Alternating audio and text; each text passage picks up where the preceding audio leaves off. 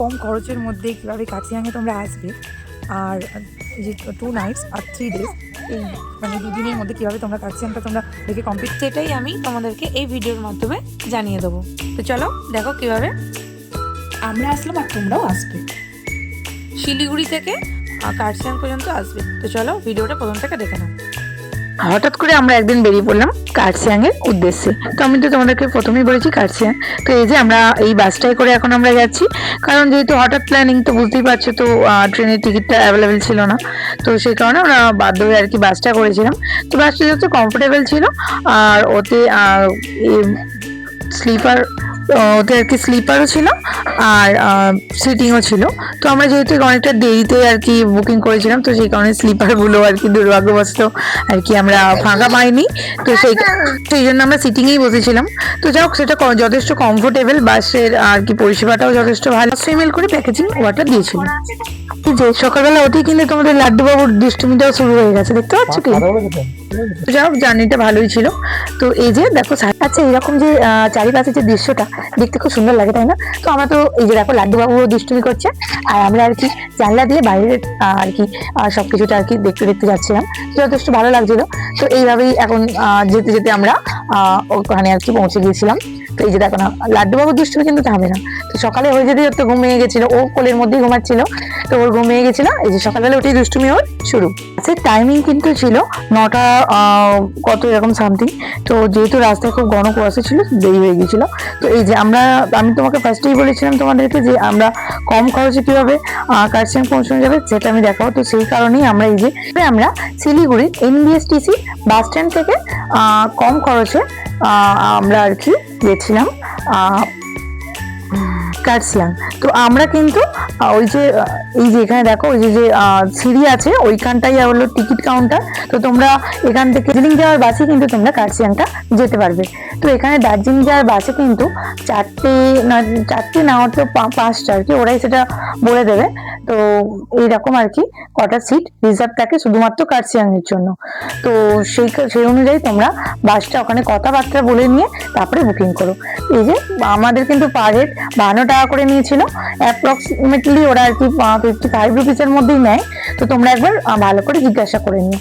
তারপরে ওই যে আমরা উঠে পড়েছিলাম বাসের মধ্যে, আর এই যে এখানে এই সবগুলো থেকে আমরা আমাদের খাওয়ার জন্য প্রয়োজনীয় কিছু স্ন্যাক্স নিয়ে নিয়েছিলাম। আর এই যে তারপরে এই জায়গাটায় কিন্তু আমাদের বাসটা কিছুক্ষণ আসার পরে আমাদের বাসটা কিছুক্ষণ হোল্ড করেছিল। তো এখানে একটা সুন্দর ভিউ ছিল। এই যে একটা ছোট হোটেল দেখে আমাদের বাসটা ওই যে ওখানে দেখতে পাচ্ছ, ওখানে কিন্তু হোল্ড করেছিল। ওখানে যার মানে ওয়াশরুম যার দরকার হবে বা খাওয়ার কোনো কিছু দরকার হবে, তারা ওখানে করে নিতে পারে।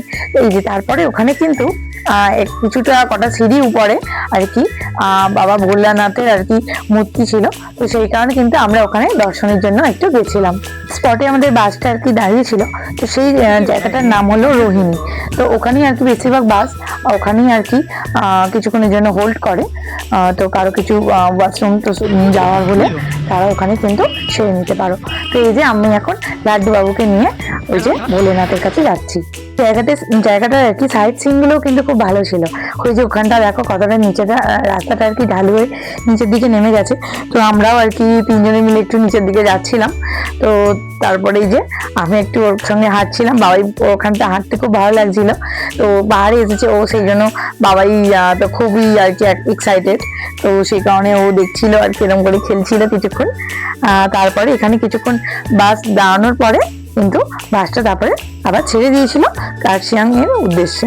তো কার্শিয়াং হয়ে সেই বাসটা কিন্তু আবার দার্জিলিং এ যাবে। তো শিলিগুড়ি থেকে কার্শিয়াং যেতে গেলে কিন্তু 3 ঘন্টার মতো প্রায় সময় লেগে যায়। তো এই যে অ্যাটলিস্ট আমরা পৌঁছে গেছি কার্শিয়াং। তো এই যে আমরা ওখান থেকে হেঁটে যাচ্ছিলাম আমাদের হোমস্টের দিকে।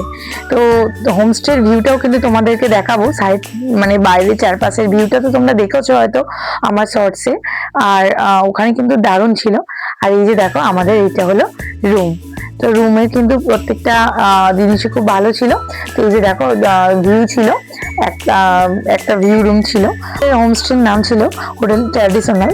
তো ওখানে কিন্তু আর কি মানে খুব একটা ঘিঞ্জি পরিবেশের দিকে নয়, কার্শিয়াংটা অনেকটাই তো বড় একটা শহর। তো আমরা কিন্তু একটুখানি সেই ঘিঞ্জি আর কি পরিবেশ থেকে একটু এই সাইডে এসেছিলাম। তো ওই সাইডটা যথেষ্ট ভালো লাগবে তোমরা যদি মানে আমি অন্য ব্লগে তোমরা দেখতে পাবে যে ওখানে চারপাশের পরিবেশ বা ওখানে নানা রকম রাস্তা, মানে ওখানে প্রকৃতিতে ভালো করে এক্সপ্লোর করতে পারবে। আমি দেখাবো সেই ভিডিওগুলো তোমাদেরকে দেখাবো। তো এই যে দেখো, এটা হলো হোটেলের রুমগুলো কিন্তু যথেষ্ট সুন্দর। আমরা একেবারে টপে নিইনি, একেবারে টপ ফ্লোরে কিন্তু ভালো ভিউ রুম আছে।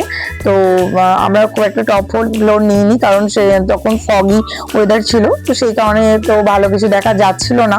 তো সেই কারণে আর কি আমরা খুব একটা টপ ভিউগুলো নিইনি।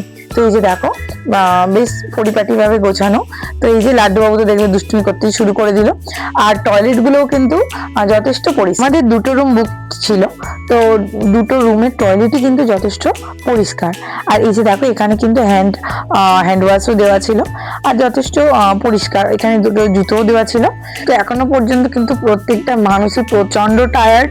তো সকলে মিলে আমরা তাড়াতাড়ি আর কি রুমে প্রবেশ করে প্রথমেই আর কি আমাদের কাজ ছিল যেটা হলো কিনা ভালো করে সবাই মিলে ফ্রেশ হয়ে, একটু কিন্তু আমরা বিকালের দিকে ঘুরতে গেছিলাম। হ্যালো, তো আমরা আছি কার্শিয়াংয়ে।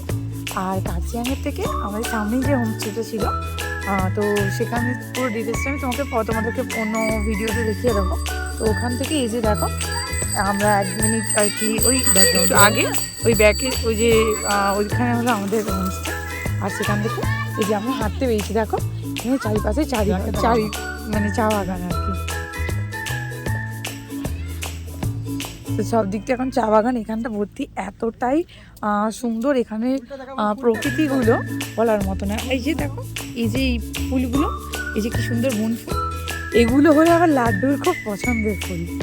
তো ওই যে ও আর কি দেখেই মানে বলছে যে তুলে দাও আমরা তুলে দিচ্ছিলাম।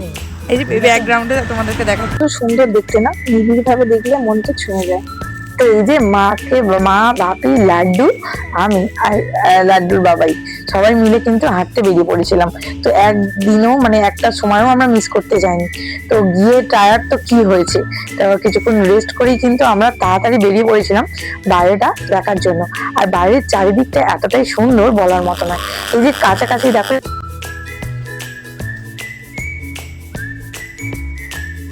তো এই যে ঘুরতেছে এখন, এদের এখন দৌড়াদৌড়ি চলছে, এদের রেস চলছে এখন।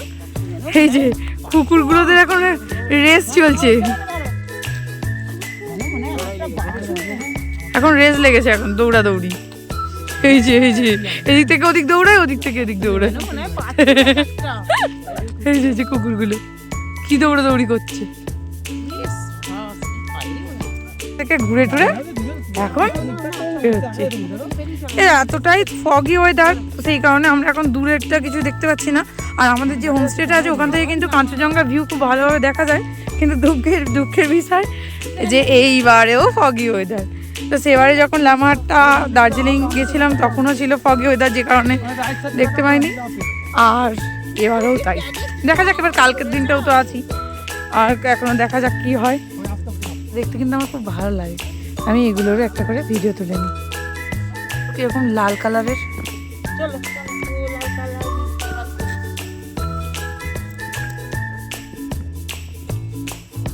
বাবাই আর বাবাইয়ের মা, দিদা আর দাদা আসছে।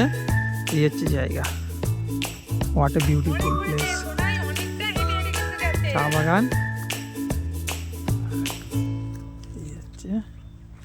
এখন কুয়াশা আছে হালকা, তাই জন্য দেখা যাচ্ছে না, হালকা হালকা বোঝা যাচ্ছে। ওদিকেও কুয়াশা, নাহলে ওদিকেও পাহাড় কোনো হালকা হালকা দেখা লাগছে। দেখো নিচেটাও, নিচেটা দেখো,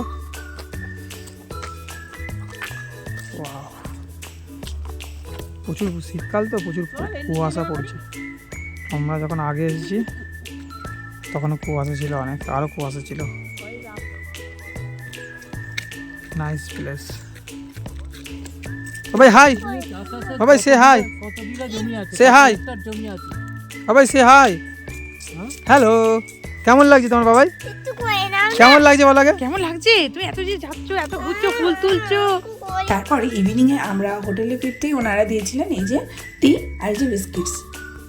তো সেই দিনকার মতো আমরা তাড়াতাড়ি ডিনার সেরে নিয়ে শুয়ে পড়েছিলাম। তো ডিনারে ছিল এই যে রুটি, পনির, চিকেন, এই যে আলু ভাজা আর পাঁপড়। তো ওনাদের খাবারের টেস্টটা ছিল যথেষ্ট সুন্দর আর স্টাফদের বিহেভিয়ারও ছিল খুবই ভালো। তোমরা যদি কেউ যেতে চাও এই হোটেলটায় তো যেতে পারো। আর ভিডিওটা কেমন লাগলো জানিও বন্ধুরা। পরবর্তী ভিডিও দেখতে হলে চ্যানেলটি সাবস্ক্রাইব করো। টাটা।